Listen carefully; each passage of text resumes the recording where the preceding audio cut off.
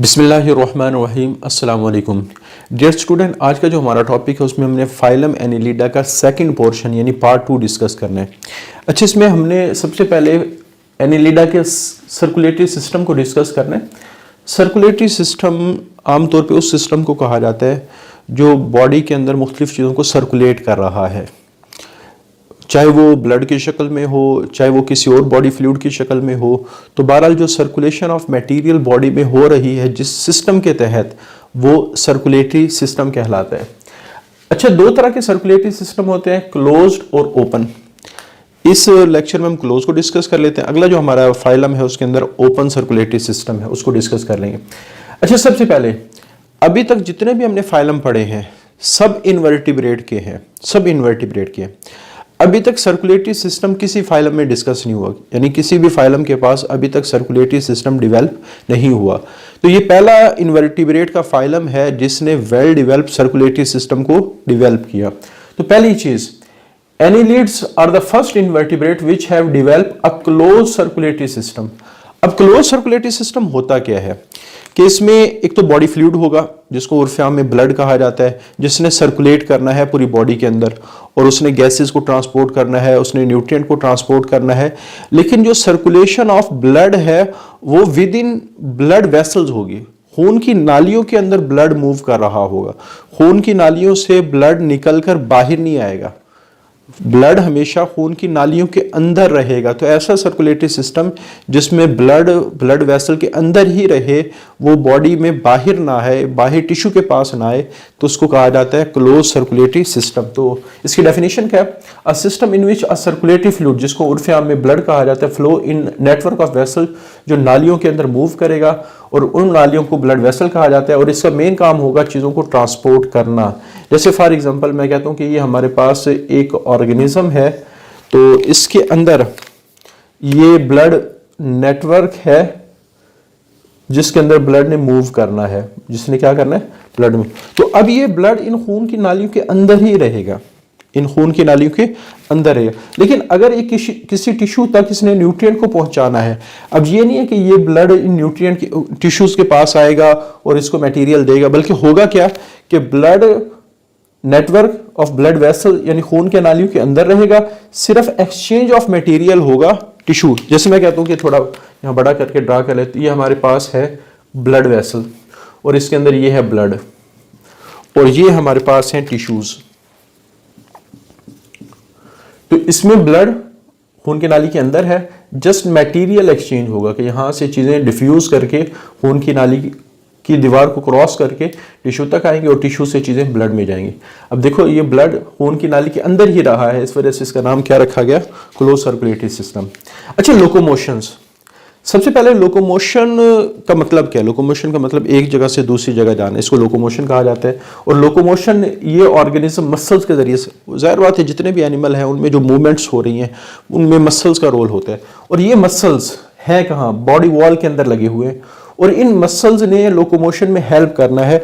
और इन मसल्स की दो टाइप्स हैं, एक को कहा जाता है सर्कुलर मसल और एक को कहा जाता है लॉन्गिट्यूडिनल मसल। नाम से जाहिर है सर्कुलर मसल ये हमेशा अरेंज होंगे सरकमफेरेंस ऑफ द बॉडी, जो बॉडी का डायमीटर होगा उसके राउंड अरेंज होंगे, तो इसको हम कहते हैं सर्कुलर मसल। जैसे मार्कर है तो अगर कोई भी मसल इस तरह अरेंज हो, जैसे आप कह सकते हैं इसकी लेंथ है और ये इसका डायमीटर है, अगर कोई भी मसल डायमीटर वाइज अरेंज हो, जैसे ये मैं, तो ये सर्कुलर मसल की अरेंजमेंट है। ये कौन सी अरेंजमेंट है? सर्कुलर मसल की अरेंजमेंट है। तो ये नाम से जाहिर है, तो ये सर्कुलर मसल है। अच्छा, जब हम लॉन्गिट्यूडिनल मसल्स की बात करेंगे तो वो अलोंग द लेंथ अरेंज होंगे, वो इस तरह करके अरेंज होंगे, ऐसे करके।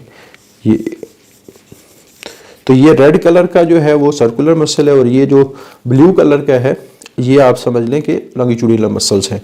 तो पहले दोनों की अरेंजमेंट की बात होगी कि muscle are arrange along the circumference of the body. Circumference से मुराद ये जो डायमीटर है इसके राउंड अरेंज होंगे। अच्छा, दूसरी चीज, ये अरेंज होंगे along the length of the body, तो इनकी बॉडी लेंथ वाइज ये अरेंज होंगे। अच्छा, पहली बात हम कर लेते हैं। सबसे पहले अगर सर्कुलर मसल कॉन्ट्रैक्ट करेंगे ये रिलैक्स करेंगे, जिस जगह सर्कुलर मसल ने कॉन्ट्रैक्ट किया उस जगह लॉन्गिट्यूड, ये अल्टरनेटिवली कॉन्ट्रैक्ट और रिलैक्स होते हैं। अगर ये कॉन्ट्रैक्ट करेंगे ये रिलैक्स करेंगे, ये कॉन्ट्रैक्ट करेंगे तो ये रिलैक्स। हमारे पास जो एनेलिड्स हैं, एनेलिड वो सेगमेंटेड है। अच्छा, हम एक सेगमेंट को यहां बड़ा करके ड्रा कर लेते हैं, बड़ा करके ड्रा कर लेते हैं। अच्छा, सबसे पहले जब सर्कुलर मसल कॉन्ट्रैक्ट करेंगे, यानी ये कॉन्ट्रैक्शन होगी ऐसे, इसको इस तरह दबाएगी। अब उस सर्कुलर मसल की कॉन्ट्रैक्शन का इफेक्ट क्या होगा कि ये जो सेगमेंट है ये लंबा हो जाएगा। इसको इधर ही कर लेते हैं, फिर बाद में इसको सेट कर लेंगे। सर्कुलर मसल ये थोड़ा सा लेंथ वाइज बढ़ जाएगा लेकिन बारीक हो जाएगा। ठीक है, ये देखो, ये इतना मोटा और लेंथ वाइज छोटा है, और ये काफ़ी लेंथी हो गया लेकिन ये थिकनेस में कम हो गया। तो सबसे पहले क्या होगा कि इसकी बॉडी के अंदर जो फ्लूइड भरा होता है, ये लास्ट लेक्चर में भी हमने डिस्कस किया था, वो इनका हाइड्रोस्केलेटन है और ये सिलोमिक फ्लूइड कहलाता है। तो जब किसी चीज़ को इस तरह प्रेस किया जाएगा, अब सर्कुलर मसल क्या कर रहे हैं, ऐसे कॉन्ट्रैक्ट कर रहे हैं, ऐसे कॉन्ट्रैक्ट कर रहे हैं, यानी इसको इस तरह प्रेस कर रहे हैं। अब जब प्रेस करेंगे तो हमारे पास ये जो फ्लूइड है वो दीवारों पर प्रेशर लगाएगा। अच्छा, दीवार सिर्फ एक ही तरफ मूव करती है, उसकी रीज़न मैं एंड पे बताऊंगा एक तरफ ही क्यों गई है। अब इस तरफ ध्यान में रखेंगे कि हमारे पास ये वाली जो दीवार है ये आगे करके चली गई, तो इस तरह हमारे पास इस सेगमेंट की जो लेंथ है उसमें क्या हो गया, इजाफा हो गया। तो सबसे पहले कॉन्ट्रैक्शन ऑफ दीज मसल, जब सर्कुलर मसल कॉन्ट्रैक्ट करेंगे, यानी ये फेज कौन सी है, ये वाली, the circular muscle contract produce a pressure in the coelomic fluid. तो सिलोमिक फ्लूइड पर जो प्रेशर आएगा वो ऊपर से आएगा। अब किसी चीज को अगर प्रेस करें तो वो लंबी हो जाती है, अगर उसके अंदर लंबी होने की एबिलिटी हो। That forces the body to elongate. अब ये लंबी हो गई, अब फिर क्या होगा, अब लॉन्गिट्यूडिनल मसल कॉन्ट्रैक्ट करेंगे। तो लॉन्गिट्यूडिनल मसल जब कॉन्ट्रैक्ट करेंगे तो ये सेगमेंट दोबारा इकट्ठा उसी कंडीशन में आ जाएगा, ऐसे उसी कंडीशन में आ जाएगा जिस कंडीशन में पहले था। क्लियर? अब यहां क्या हुआ, या मैं लिख देता हूं, सर्कुलर मसल ने कॉन्ट्रैक्ट किया तो वो ये शेप में आ गया, और यहां लॉन्गिट्यूडिनल मसल ने कॉन्ट्रैक्ट किया। अच्छा, हमें कैसे पता चलेगा भी सर्कुलर मसल कॉन्ट्रैक्ट? जो मसल होता है ना, जब वो कॉन्ट्रैक्ट करता है वो साइज में छोटा भी हो जाता है लेकिन उसकी थिकनेस में इजाफा हो जाता है। जैसे फॉर एग्जांपल यहां सर्कुलर मसल ने जब कॉन्ट्रैक्ट किया तो सर्कुलर मसल्स मोटे काफी हो गए, ऐसे, ठीक हो गया। लेकिन जो लॉन्गिट्यूडिनल मसल्स हैं वो बहुत बड़े हैं ऐसे, लेकिन बारीक हैं। लेकिन जब ये वाली कंडीशन आई तो लॉन्गिट्यूडिनल मसल काफी मोटे हो गए क्योंकि ये कॉन्ट्रैक्ट कर गए, और जो सर्कुलर मसल्स हैं वो चूंकि रिलैक्स कर गए तो उनका साइज बड़ा हो गया और वो बारीक हो गए, ये ठीक है। तो अभी आप लोगों ने ध्यान में रखना है कि ये वो कंडीशन है जिसमें यहां से हमने शुरू किया।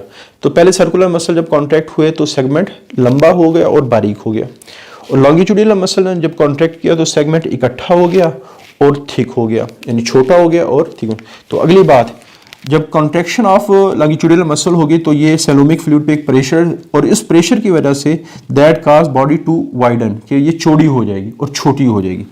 ठीक है, तो ये बारीक है, ये मोटा है, ये लंबा है, ये छोटा है। तो इस तरह ये थोड़ी सी अरेंजमेंट। अच्छा, इसकी वजह से मूवमेंट कैसे हो रही है? सबसे पहले बिल्कुल इसी तरह जैसे मैं कहता हूं कि ये हमारा बालिश्त है, अभी ये वाली कंडीशन आ गई, ये कौन सी कंडीशन आ गई, ये वाली कंडीशन आ गई, ठीक है। फिर ये इकट्ठा होगा ऐसे, उसके बाद फिर ये लंबा हो जाएगा, फिर ये इकट्ठा हो जाएगा, फिर ये लंबा हो जाएगा, फिर ये इकट्ठा हो जाएगा, फिर ये लंबा हो जाएगा। तो ये इस तरह मूव करता है। लेकिन जब ये इकट्ठा होता है तो पहले ये वाला जो एंड है ये अपने एंड को फिक्स कर लेता है। तो जब ये इकट्ठा होगा तो वो सारा एक ही तरफ से इकट्ठा होके आएगा, ऐसे सारा एक ही तरफ से इकट्ठा हो। फिर अब जब इसने दोबारा लंबा होना है, अब दोनों तरीके हैं, ये वापस चला जाए, लेकिन अब ये वाला जो एंड है, ये वाला एंड इसको फिक्स कर लेगा और ये आगे की तरफ जाएगा, फिर इकट्ठा होगा, फिर फिक्स कर लेगा। यानी पहले क्या हुआ कि उसने इस एंड को छोड़ दिया और ये सारा एक रुख में लंबा हो गया। अब फिर इसने इस एंड को फिक्स कर दिया, जब इकट्ठा हुआ तो ये इस एंड को अपने आगे लेके आया और फिर ये, तो इस तरह ये मूव करेगा। अच्छा, अब सवाल ये कि ये जो एंड है फिक्स कैसे होगा? तो इनके पास कुछ ऑर्गन होते हैं सीटी और पैरापोडिया, ये उसको जमीन से फिक्स होने में हेल्प करते हैं, क्योंकि अगर ये ना होना फिर जमीन से ये ऑर्गन का एक सेगमेंट फिक्स ना हो। तो ये मैंने एक सेगमेंट की बात की, ये जितने भी सेगमेंट है वो इसी तरह मूव कर रहे होते हैं। तो बहरहाल तो ये इस तरह इनके अंदर लोकोमोशन होती। तो इनके इस लोकोमोशन को हेल्प करने के लिए इनके पास दो तरह के ऑर्गन ऑफ लोकोमोशन कह लें, पाँव कह लें, फीट कह लें, जो मर्जी कह लें, काइटिनियस सीटी या चीटी या पैरापोडिया। अच्छा, जो काइटिनियस सीटी या चीटी होते हैं इन दोनों में क्या फर्क है और पैरापोडिया में क्या फर्क है? अच्छा, इनमें एक बात ध्यान में रखेंगे, सीटी या चीटी ये तो तकरीबन मेजॉरिटी ऑफ एनिलिड्स में लाजमी पाए जाते हैं, मेजॉरिटी ऑफ एनिलिड्स में लाजमी पाए जाते हैं। जैसे यहाँ एक बात लिखी गई, जो लीच है इसमें चीटी या सीटी वगैरह नहीं होता। अब ये चीटी और सीटी होते हैं कि ये छोटे छोटे ब्रिस्टल्स, छोटे छोटे हेयर लाइक स्ट्रक्चर होते हैं, और ये हेयर लाइक स्ट्रक्चर इनकी लोकोमोशन में हेल्प करते हैं। आगे ये जो सीटी और चीटी जब अर्थवर्म की बॉडी के जब एनिलिड की बॉडी के साथ अटैच होते हैं, यहाँ दो पॉसिबिलिटी है।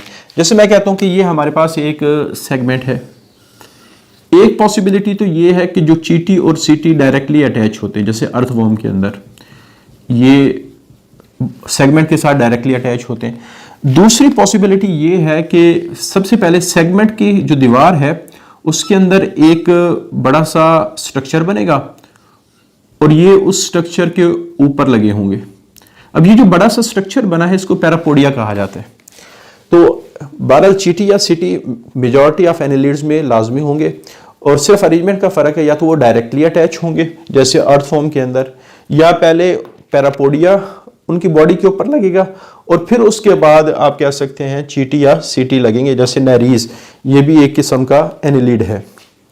जैसे आप ये समझ लें कि ये हाथ है, तो ये जो उंगलियां हैं ये चीटी और सीटी हैं, और दरमियान में ये हथेली है, तो हथेली पैरापोडिया हो गया, और जो उंगलियां हैं वो चीटी और सीटी। ये ब्रिस्टल लाइक स्ट्रक्चर या हार्ड जो हेयर लाइक स्ट्रक्चर है, थोड़े से सख्त किस्म के ये बाल होते हैं जिनको ब्रिस्टल्स कहा जाता है। अगर ये हम हथेली हटा दें तो मे भी पॉसिबल है कि ये उंगलियां डायरेक्टली बाजू के साथ कनेक्टेड हो जाएं। तो ये दो किस्म की यहाँ अरेंजमेंट होती है।